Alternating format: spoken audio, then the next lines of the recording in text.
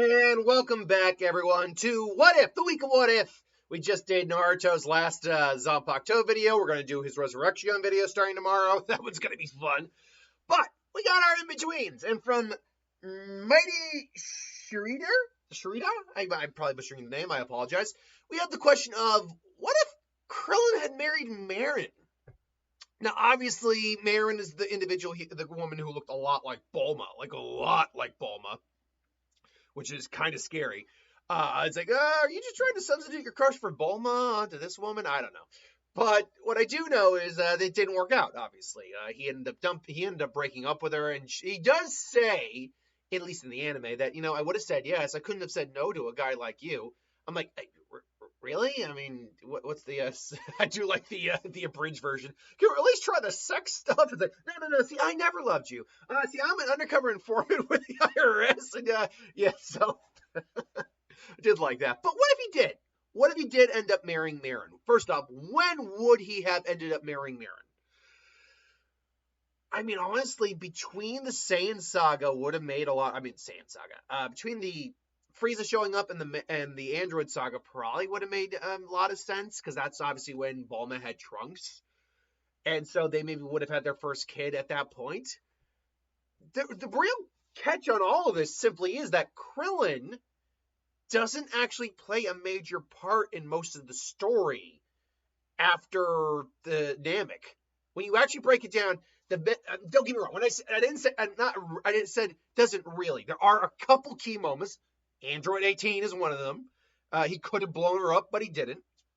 So that is a key moment.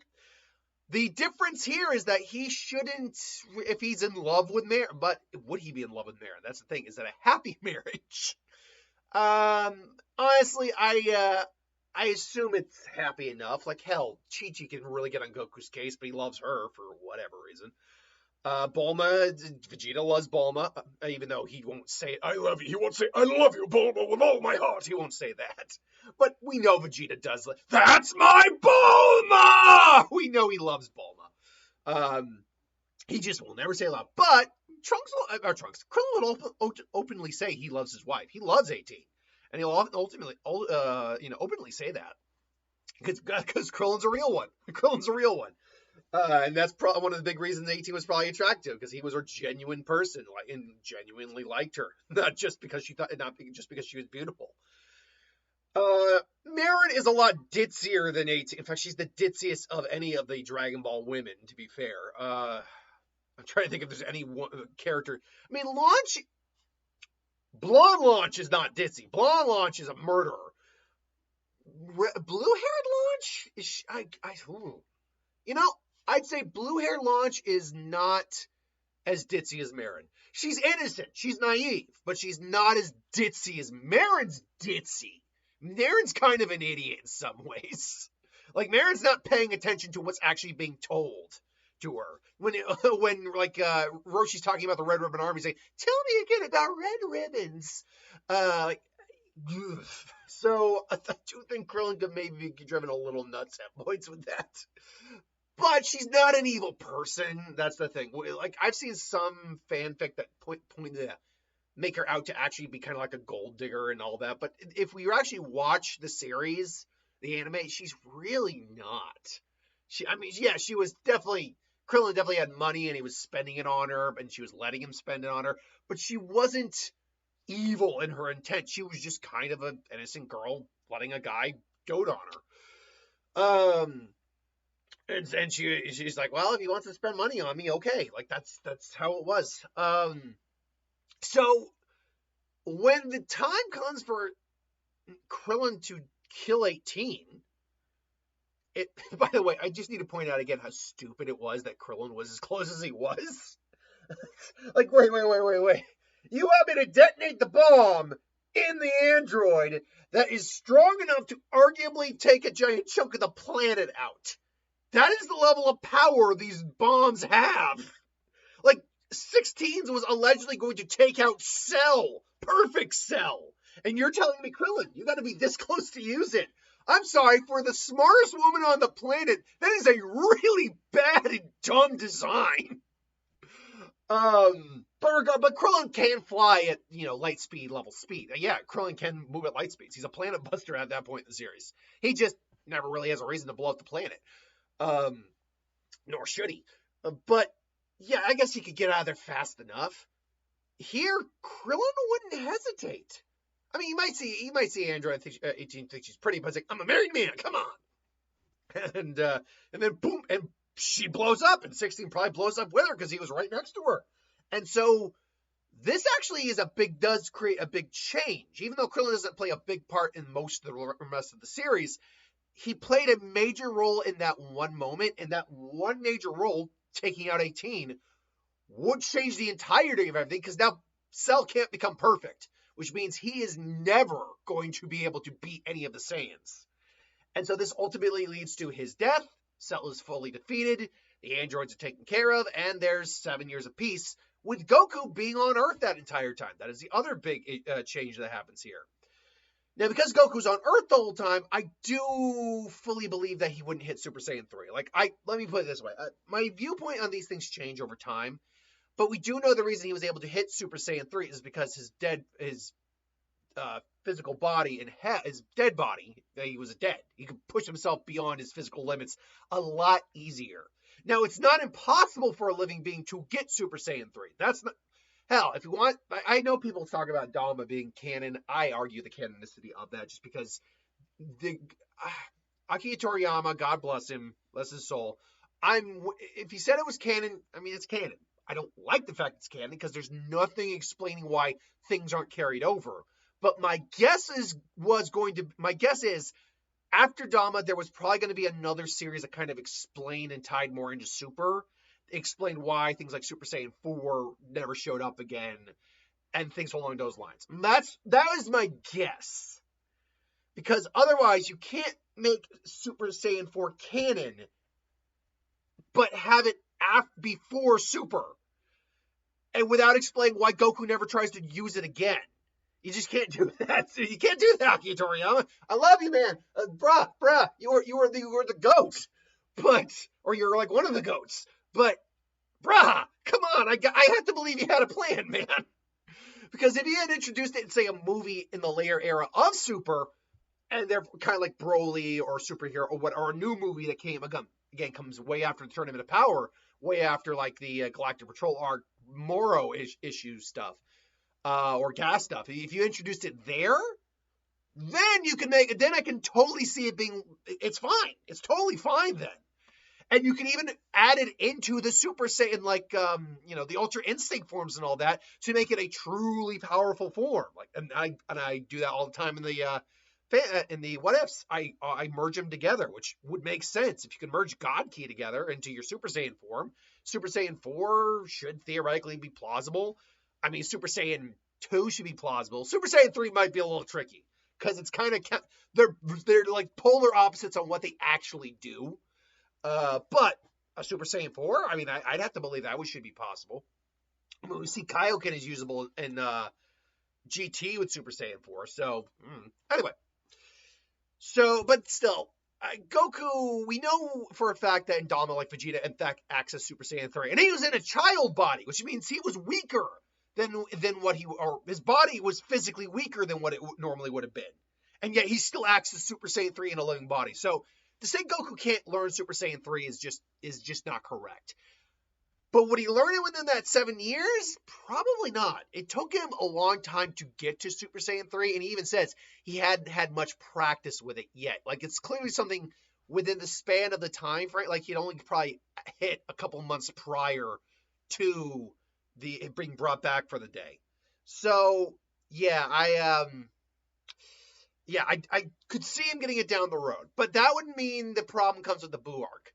Now, Goku is alive, so that does help to some degree. He's not on a time limit. The question would simply come down to, will Buu even be awoken? First off, are they even participating in the tournament?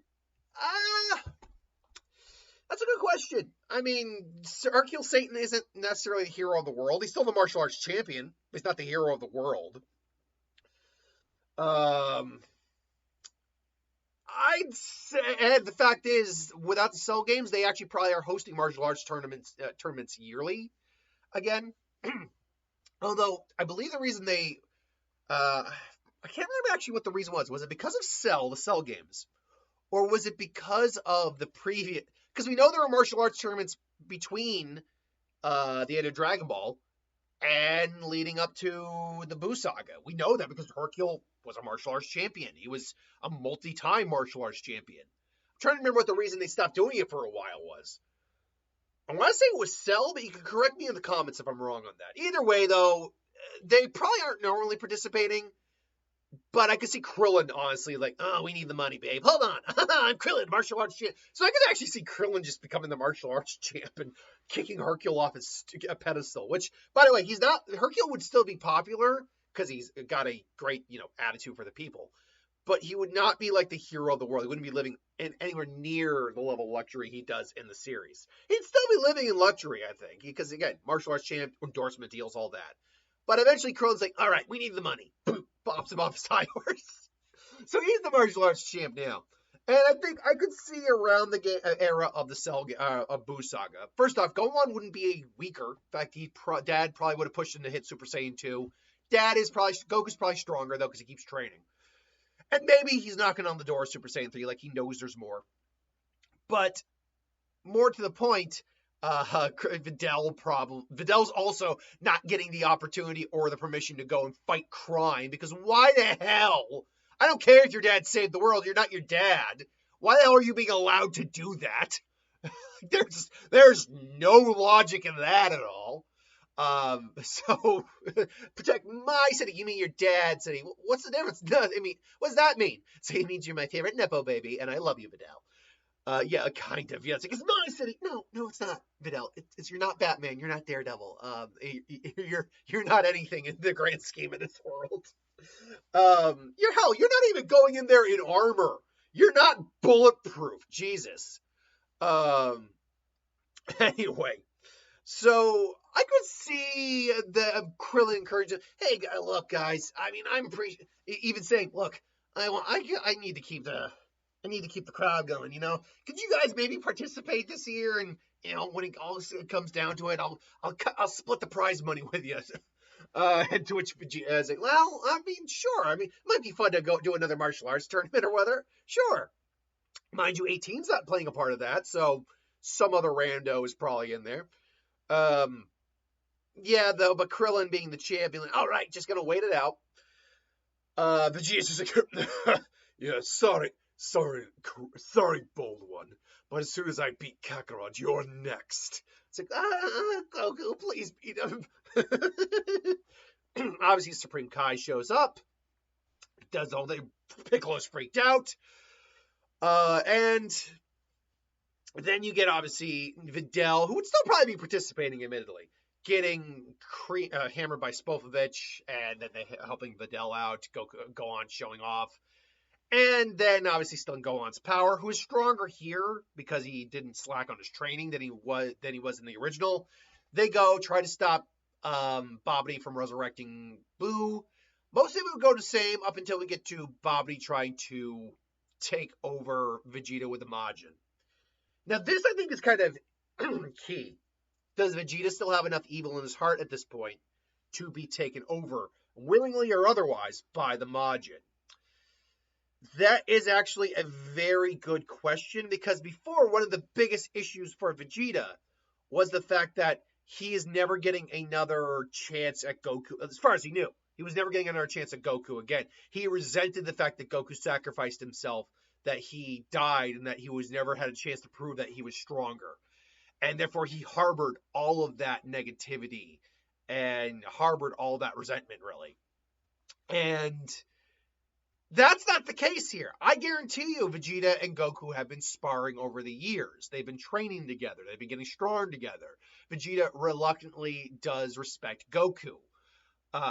But he still wants to prove he's stronger.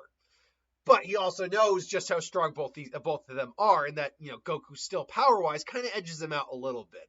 But just enough that it wouldn't be enough to it just annoys him. It's enough that Vegeta, in theory, could still beat him in base, or beat him if they really went all out.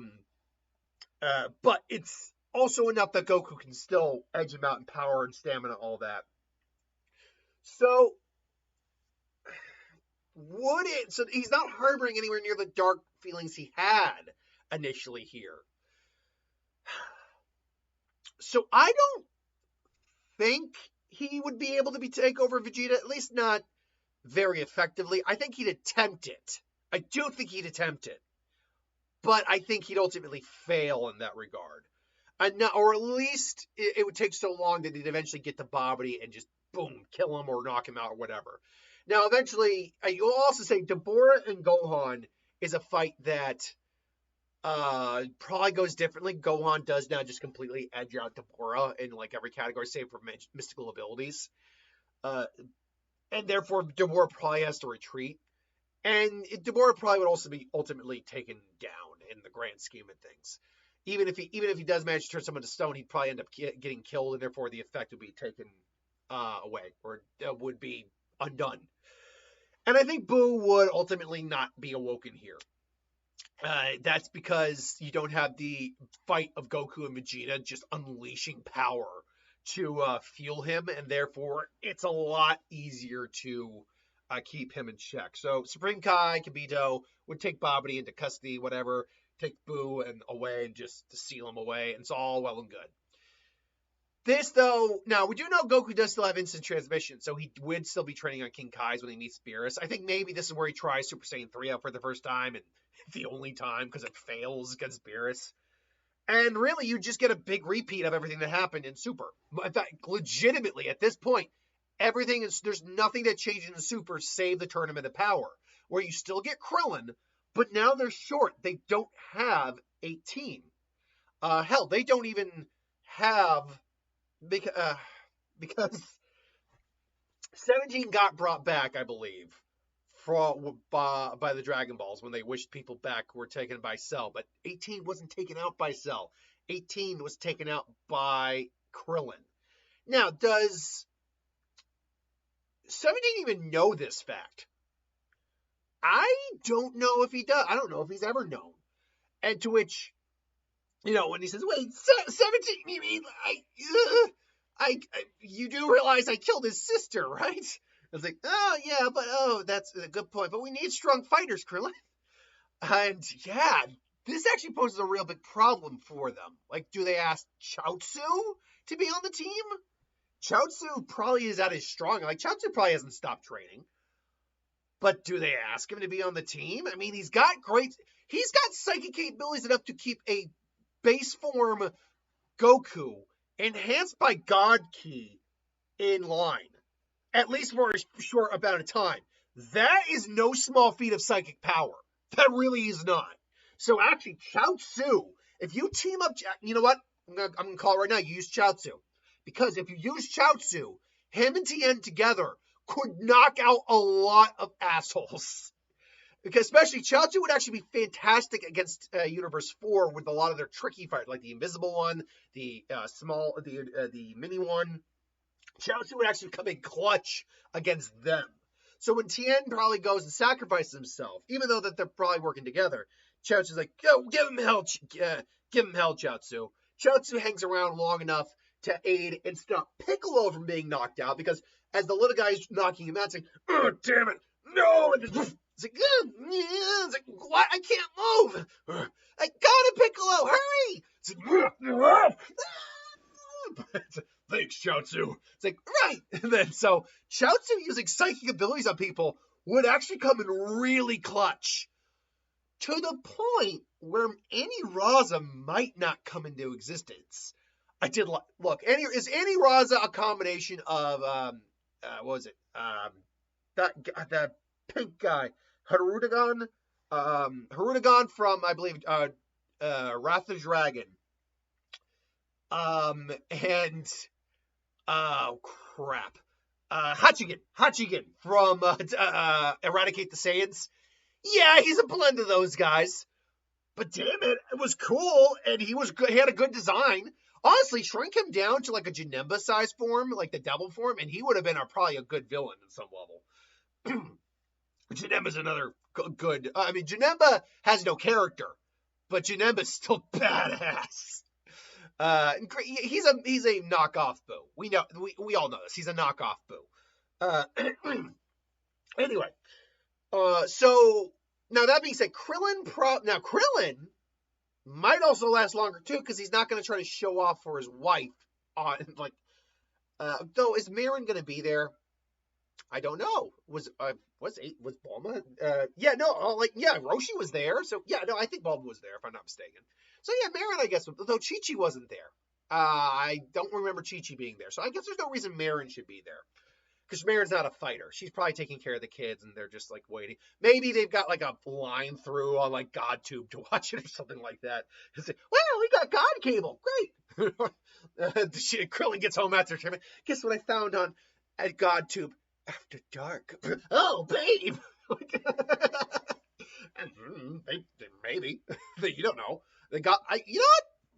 You don't think about it outside of those fanfics, but the procreation of the gods or whatever, or if gods just, get the urge once in a while. I mean, we know that they can feel those feelings. Old Kai is a perfect example of this. But I don't know if they actually ever what's the most kid-friendly term? Act on those urges. I don't know how often we see gods act on those urges. I don't think any of the Cardinal Kais have relationships. And so therefore I don't know if any of the Supreme Kais do or even the Gods of Destruction do. Although we do know that Beerus has a type. So Chila is apparently his type. So yeah, I don't know. I'm sure on some level they do. I don't know about the angels. I don't think the angels really do. I think they're kind of just beyond that. Not even beyond, just above that. They have no interest in romantic relationships. But we know the gods will, figure something out. Anyway, so, I think it would actually, weirdly enough, despite the fact that 18 is way stronger than Chaozu, just power output wise, Chaozu's psychic abilities, I mean, he literally, in Dragon Ball, he literally was stopping Goku's heart temporarily, and Krillin's heart temporarily, with a psychic ability. That's dangerous stuff. Now, granted, you can't kill in a tournament of power, but just even for a second, stopping a heart is painful. Seriously. If you've ever, I've never had it done to me, obviously, but if you've ever been awake and had your heart had to be jolted back into position or in sinus rhythm, it's not pleasant. So yeah, causing that pain initially could be enough to really turn the table. So even though the players at the end of the Tournament of Power, Goku, Frieza, and 17, are the same, how they get there might be a slightly smoother transition. Otherwise, Krillin's not playing a factor in any real major part of the story beyond that. But, honestly, I'm actually impressive that him marrying Maron does in fact change a couple of strong aspects of the story. There's no 18, and that means that Goku doesn't die. But that means he's there to train with Vegeta, who's less susceptible to being taken over by Babidi, which means they can stop Majin Buu from resurrecting, and then, but apart from that, and 18's not there for Tournament of Power, so you're going to need a different substitute for that. So Chaozu is one of the few people that you can use. Yamcha too. Yamcha's, it's arguable to say whether or not Yamcha is stronger than Chaozu at this point. That's how much Yamcha doesn't train anymore. But Chaozu does. He's Tien's partner, best friend, training buddy. So Chaozu has been growing stronger, even if it's by increments. Chaozu has never been the physical fighter of the group. His psychic abilities though are insane. Anyway, though, that's my thoughts. Let me know what you think. Thanks for watching. Hope you enjoyed. I'll see you next time.